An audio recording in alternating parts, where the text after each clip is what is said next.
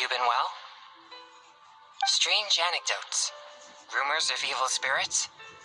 If you come across such news, please remember to share them with me.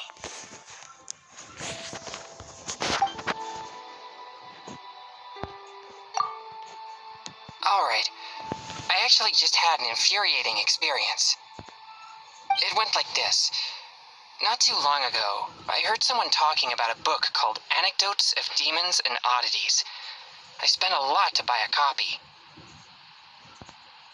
Who would have thought that this book was all about some dastardly, immoral villain? It was really hard to control my anger. It took half a day to get my breathing and blood pressure under control. The label? No, I wasn't bothered by the book's title. What made me angry was, how could there be such an atrocious person on this earth? If I ran into them, I definitely... Whoa. Calm down. You mean, this person isn't real? But the plot's twists and turns felt like they were unfolding right before my eyes.